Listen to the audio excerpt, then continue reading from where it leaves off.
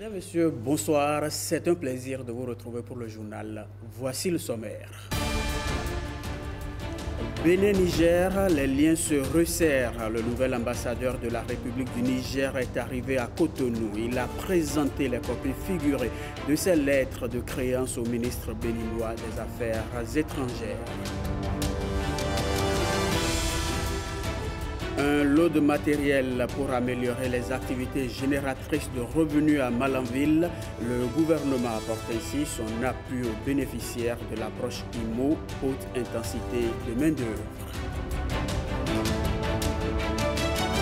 En sport, le Bénin et la Lettonie maintiennent le suspense à la Coupe Davis et d'un autre côté, le ministère de tutelle honore les artistes, les athlètes les plus performants de la saison.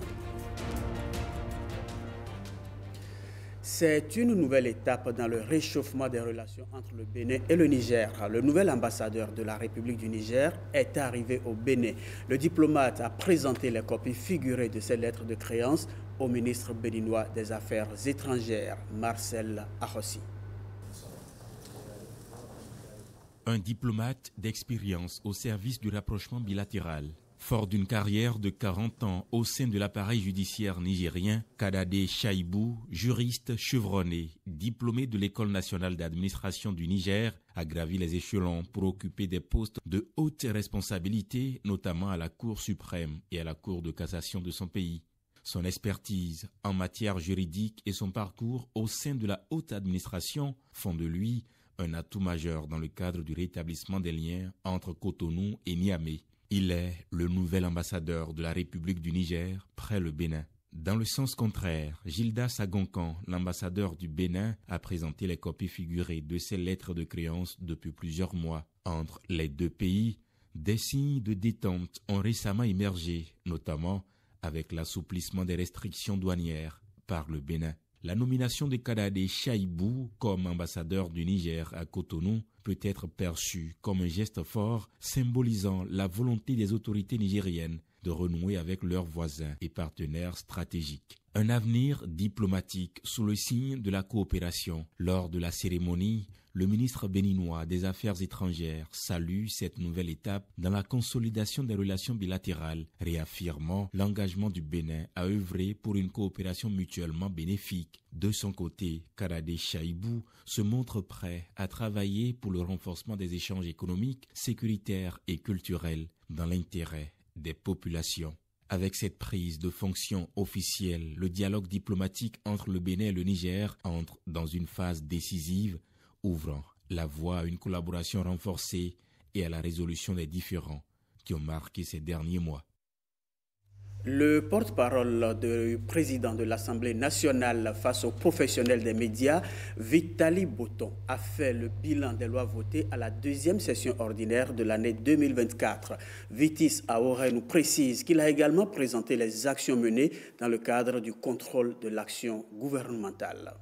La deuxième session ordinaire de l'année 2024, qualifiée de session budgétaire, a été ouverte le jeudi 24 octobre 2024. Elle a été marquée par l'adoption de textes essentiels pour le fonctionnement et le développement de notre pays. La première, la loi numéro 2024-33, portant règlement définitif du budget de l'État pour la gestion 2022. Deuxième loi, la loi numéro 2024-34, portant loi de finances pour la gestion 2025, définissant un budget de 3 551 milliards 5.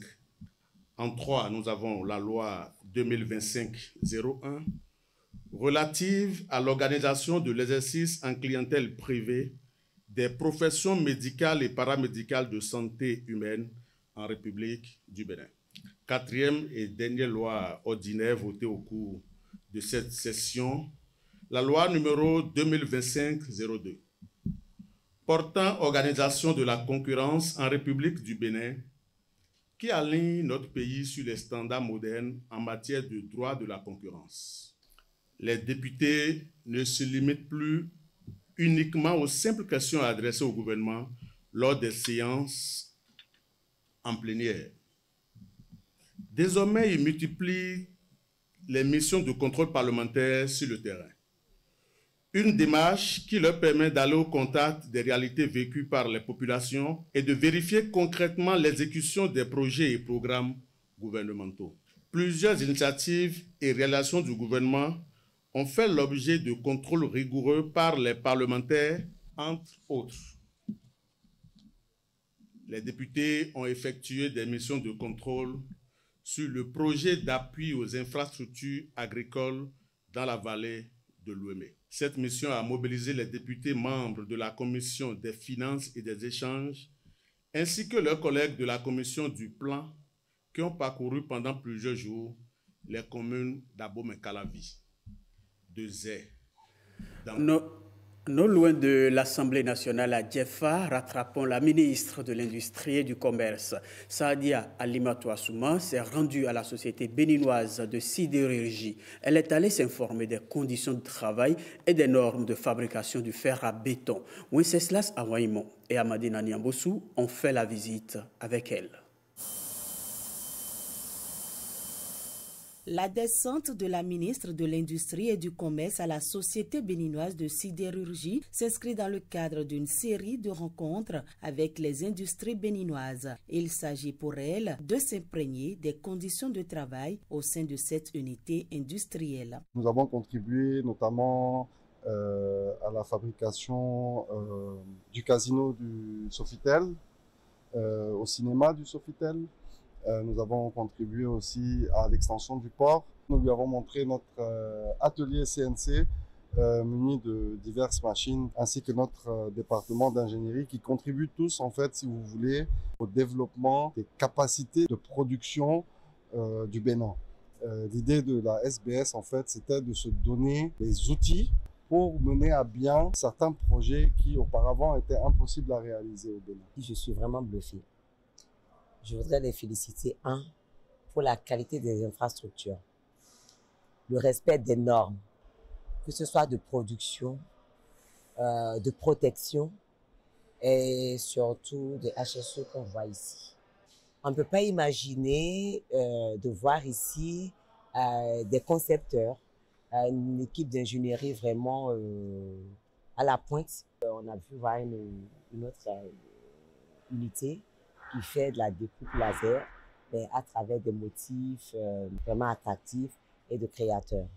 C'est pour vous dire qu'on est beaucoup plus loin que ce qu'on imaginait dans la sidérurgie. C'est pour ça que je suis très fière d'être là ce matin. Les attentes sont donc comblées et au regard de toutes ces réalisations, le gouvernement s'engage à accompagner cette société qui opère dans la fabrication du métal pour plus d'innovation et de création d'emplois. Direction Malanville pour cette remise d'équipements aux bénéficiaires de l'approche IMO, entendez, haute intensité de main-d'œuvre. Ils ont reçu du ministre de l'Intérieur et de la Sécurité publique un lot de matériel destiné à renforcer leurs activités génératrices de revenus. Judikaël Aena et Ousmane Baparapé nous relatent ici la cérémonie de remise. Des matériels et équipements mis à la disposition des populations de 3 communes de la Liborie. C'est à travers le projet transfrontalier d'appui au renforcement de la sécurité communautaire, à la gestion et la prévention des conflits liés à la transhumance et la gestion des ressources naturelles Bénin-Niger. Au cours du processus, nous avons reçu pour les communes de Kandi, Karimama et Malanville 1650 dossiers. Mais sur les 1650 dossiers, 270 ont été retenus, dont 60 pour Kandi, 100 pour Karimama et 110 pour Malanville. Nous voudrions faire cette doléance-là, qu'avec ce premier geste, que nous ayons encore d'autres possibilités d'impacter beaucoup d'autres femmes au niveau donc de la commune de Malanville. Il va nous passer le message au monsieur, le chef de l'État, parce que celui qui dirige tout le développement à ce pays et qu'on voit aujourd'hui, ce n'est pas comme les autres pays. Relancer les activités génératrices de revenus au sein des bénéficiaires en les mettant à l'abri de l'appât, du gain facile. D'une valeur de 53 338 000 francs CFA, le matériel va permettre aux uns et aux autres de mieux saisir les opportunités socio-économiques existantes dans les différentes localités et de renforcer la résilience des bénéficiaires et par ricochet des communautés face aux stratagèmes que développent les groupes extrémistes sur le terrain. Je voudrais en ce moment féliciter les bénéficiaires pour l'engagement, le dévouement dont ils ont fait preuve depuis le démarrage des activités du projet et les inviter à faire un bon usage du matériel. C'est une opportunité que vous devez saisir pour un changement qualitatif de votre vie. On nous a donné beaucoup de choses. Nous sommes contents parce que ça nous sert à amener des bonnes choses pour nous-mêmes. Je me débrouille, mais depuis qu'Imo est venu, je me suis inscrit ici parmi les bénéficiaires et on travaille ensemble jusqu'à aujourd'hui. Nous sommes venus récupérer le matériel pour continuer aussi les activités. En guise de soutien également, les autorités communales ont mis gratuitement des terres agricoles pour une période de 2 à 5 ans. Autre appui en matériel, c'est au profit de la coopérative communale des étuveuses de riz de Banté. Le Fonds national pour le développement agricole vient de leur installer une trieuse de couleur de riz à 2 chiffres. L'équipement va améliorer les conditions de travail de ces femmes ainsi que la qualité du produit fini. Pierrette Adayossi, Cadnel Capo. C'est la fameuse trieuse optique de couleur de riz à 2 chutes qui va désormais révolutionner la production des femmes étuveuses de riz de Banté. Après 3 années d'attente et d'espoir, l'appareil enfin bien installé. Il présente des caractéristiques paires. Le joyau que vous avez vu ici, vous n'allez pas retrouver ça quelque part, disons, au Bénin. C'est pour le riz, disons, qu'on a commandé ça. Mais nous avons personnalisé ça pour que ça puisse trier le fonio, que ça puisse trier le sésame, le petit sésame. La capacité, 1 tonne 4 à 1 tonne 8. On peut pousser même jusqu'à 3 tonnes si les impuretés ne sont pas beaucoup. Le poste qui est accompagné de ça, c'est le compresseur, on appelle ça oil free. Ça n'utilise pas, disons, de l'huile. On est très heureux puisque ça va nous permettre de fournir le riz en quantité et aussi ça réduit nos coûts de production. Je profite pour remercier FNDA pour son accompagnement. D'un coût global de 28 millions de francs CFA, l'acquisition de cette trieuse intervient à la suite d'un appel à projet lancé en 2022. Un projet subventionné par le Fonds national pour le développement agricole FNDA à hauteur de 23 670 000 francs CFA grâce au partenariat entre le Bénin et la coopération suisse. Vous voyez, beaucoup de temps a passé, mais finalement aujourd'hui on est là pour la réception provisoire de la trieuse. Donc c'est un ouf de soulagement et je suis personnellement très content parce que finalement ce projet a abouti. C'est la coopération suisse qui a donné bien sûr donc là, le financement pour qu'on puisse financer ce projet. Et nous avons fait alors arriver un technicien de premier rang pour nous assurer que c'est vraiment un bon outil. À la cérémonie de remise d'équipement, les femmes ont également réceptionné le site devant abriter un magasin des produits finis avec bureau du gérant. Le bâtiment sera sur environ 162 mètres carrés pour un coût de 12 385 110. C'est une joie pour nous et nous souhaitons vivement qu'elle évolue dans les activités et que des partenaires viennent pour l'évolution de leurs activités. La délégation a eu droit à une visite guidée des locaux de la coopérative communale des étuveuses de riz de Banté. La Chambre de commerce européenne continue d'accompagner l'enseignement technique et la formation professionnelle au Bénin.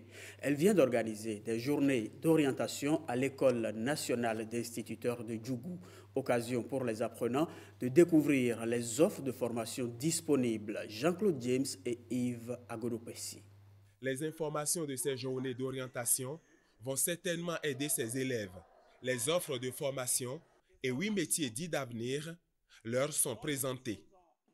Le gouvernement du Bénin fait de l'enseignement technique et la formation professionnelle un levier de croissance économique et de création d'emplois.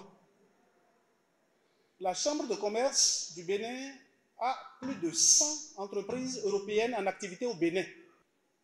Et elle a intérêt à ce que les jeunes d'aujourd'hui, qui sont les producteurs de demain, qui sont les travailleurs de demain, aient eu la bonne information pour mieux s'orienter. Nous remercions encore l'Eurocham pour cet appui très important au gouvernement du Bénin.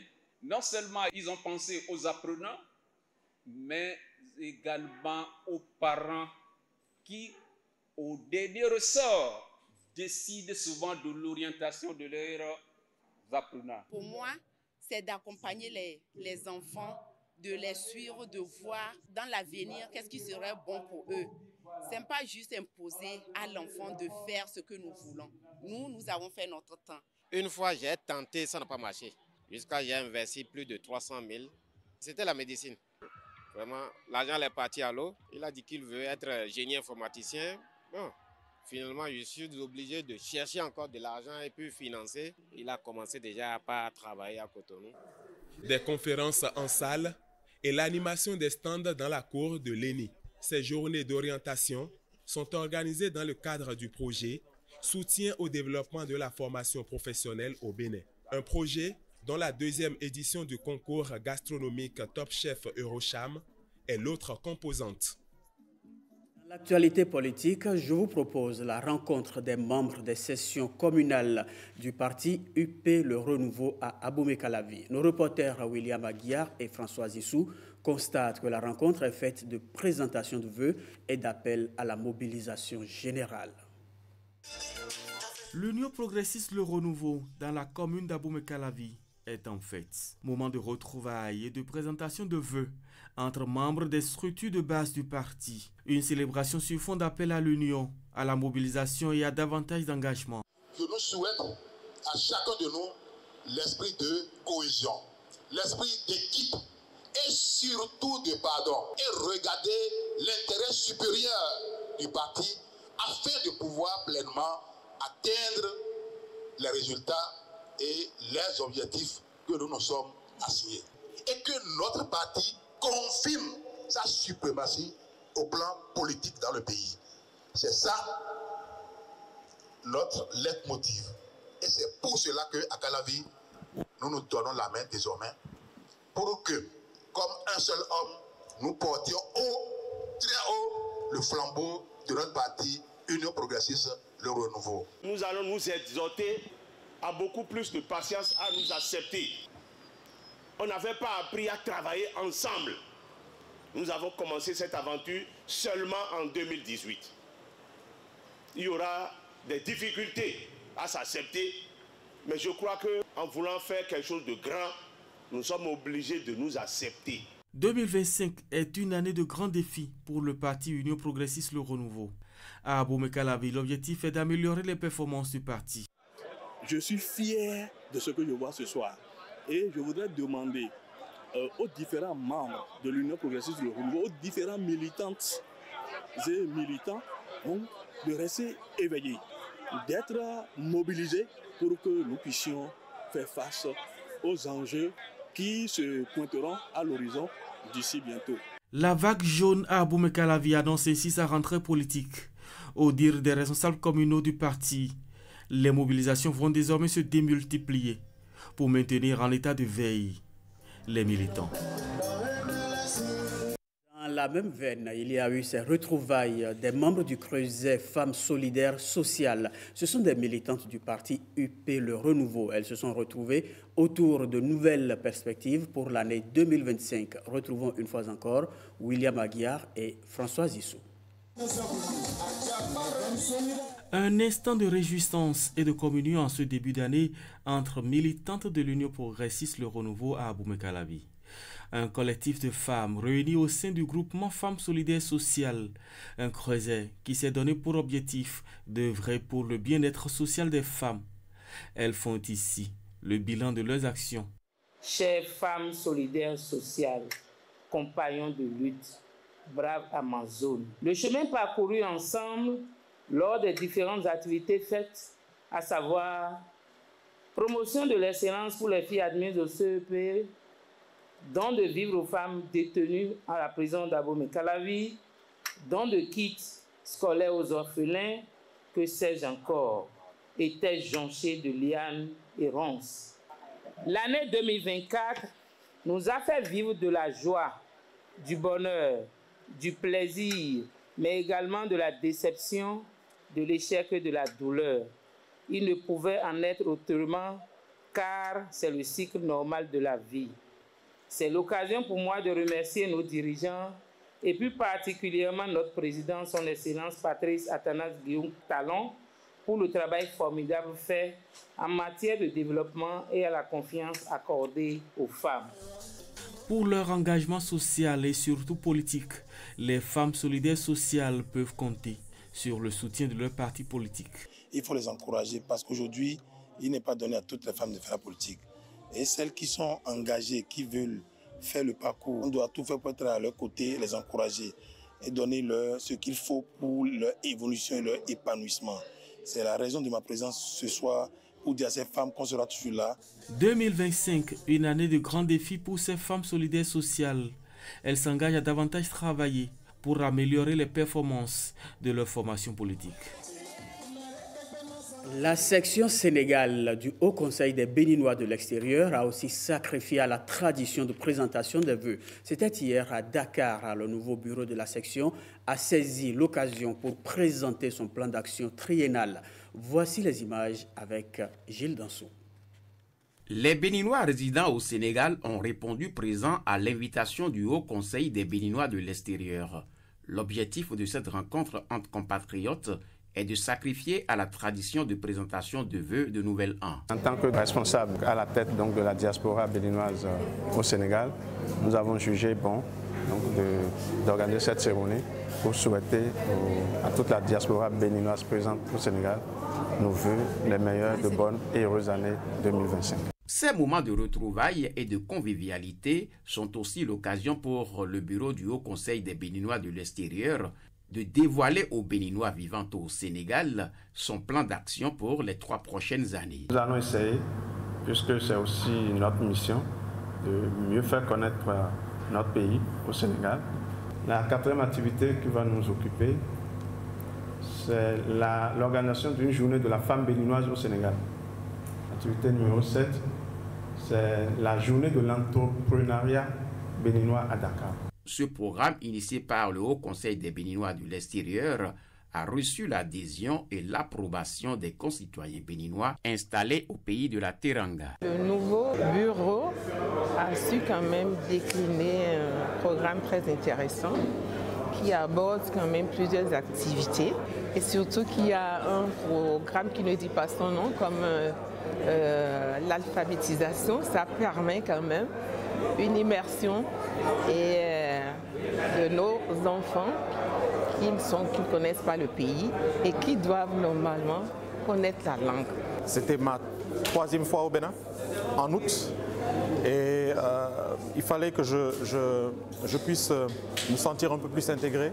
Et quand j'ai vu l'annonce, j'ai voulu participer et à travers les actions qui ont été décrites, dont l'une qui a attiré mon attention, c'est le fait de pouvoir être en mesure de me réapproprier la langue, le fond, que malheureusement je ne parle pas. En attendant le déroulé et la mise en œuvre de ce plan triennal salué par tous, ces Béninois et Béninoises, loin de leur terre natale, savourent des instants de retrouvailles. On passe au sport à présent. Le tennis est au cœur de l'actualité. À la Coupe Davis, le Bénin et la Lettonie s'affrontent pour les play-offs du groupe 2. Les deux pays s'affrontent donc pour les play-offs du groupe 2. Et au programme de la première journée, 2 matchs en simple. Aucune équipe n'a l'avantage avant les derniers matchs de demain. Igor Ayosso et Blaise Adampo ont été témoins d'une victoire de chaque côté. Amoureux de la balle à la raquette, responsables du sport béninois, supporters, tous ont répondu présents au moment de lancer les hostilités de la Coupe Davis entre le Bénin et la Lettonie. Donnez tout, faites honneur à votre nation et elle vous le rendra avec fierté. Allez au bout de vous-même et savourez chaque instant. Pour la première rencontre de cette Coupe Davis, le Béninois Alexis Clégou était face à Robert Strombach. Et à l'arrivée, c'est le Letton qui s'est imposé 2-7-1, 7-5, 6-4 et 6-3. Ce ne fut pas facile également pour le Letton qui, au bout du bout, est allé chercher cette victoire avec un coup droit. Ce qu'on retient notamment pour Alexis Clégou, c'est ce deuxième set où il a tout donné pour s'imposer 6-4. Je pense qu'il a une densité physique, un volume plus important. Il est dans la montée de sa forme, quoi. C'est son meilleur classement ATP, 400 mondial. Donc je pense que le physique a fait la différence, le volume d'entraînement, ça se sentait, quoi. Je le connais depuis plusieurs années. J'ai cru qu'il avait arrêté sa carrière professionnelle, mais il est revenu et a livré un grand match. L'atmosphère était incroyable et j'ai profité de chaque instant. Je suis impatient de voir ce que demain donnera. Le second match permet au Bénin de revenir dans la compétition. Patrick Agbo-Panzo est face à Daniel Stens. Même s'il perd le premier jeu, le Béninois fait une remontée dans la partie. Il remporte le premier set 6-3, profitant des erreurs de son adversaire. Entre bons coups droits et bonne défense de son filet, le Guépard, soutenu par un public acquis à sa cause, va s'imposer au deuxième set 6-2. Patrick Agbo-Panzo égalise à 1 partout pour le Bénin dans cette Coupe Davis du groupe 2. Aujourd'hui, ça fait sa première entrée en match officiel en simple, en équipe nationale Coupe Davis. Et je suis persuadé que vous allez voir un autre niveau de Agbo-Panzo demain. Parce qu'aujourd'hui, Agbo-Panzo était un peu timoré, cherchait ses marques en situation. Et je crois que demain, vous allez voir un autre Agbo-Panzo. Après une première journée intense ce samedi 1er février, la Coupe Davis se poursuit sur le cours du Sofitel avec la rencontre en double entre la paire béninoise Mono Sylvestre, Prince Gandonou et la paire Letton, Strombach Roberts et Tens Daniel. Cette journée du dimanche va prendre fin avec les rencontres, notamment entre Agbo-Panzo, Patrick et Strombach Roberts et Alexis Clégou et Tiens Daniel qui vont donc clôturer cette belle fête du tennis ici à Cotonou. Voici à présent le résumé de l'actualité internationale. C'est sous la plume de Heureuse Danodé. Flambée des prix à la réouverture des marchés à Goma, en République démocratique du Congo, les écoles demeurent quant à elles fermées. Les prix ont fortement augmenté alors que les commerçants retrouvent leurs étals après 3 jours d'intenses combats. Pendant ce temps, le groupe armé soutenu par le Rwanda organise un exercice de nettoyage de la ville et le chef du M23, Bertrand Biziwa, et Corneille Nangaa, chef de la plateforme politico-militaire dont fait partir le M23, discutent avec des habitants. Après avoir pris le contrôle de la capitale du Nord Kivu, le groupe s'enfonce maintenant dans la province voisine du Sud Kivu. Les Nations Unies rapportent que l'escalade du conflit a fait au moins 700 morts en moins d'une semaine.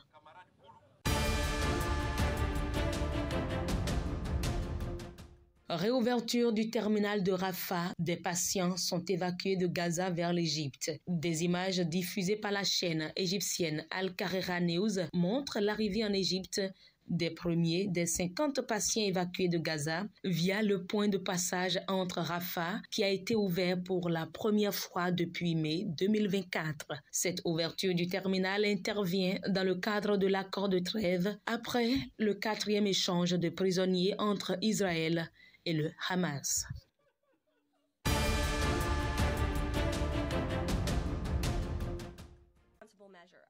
Ce 1er février, Donald Trump met à exécution sa menace sur les droits de douane. Le président américain impose 25% de droits de douane sur le Mexique, 25% sur le Canada et 10% sur la Chine. Il affirme qu'il finira par imposer des droits de douane sur les puces, le pétrole, le gaz et l'acier. Le président américain Donald Trump laisse entendre que l'Union européenne devrait être bientôt concernée à son tour.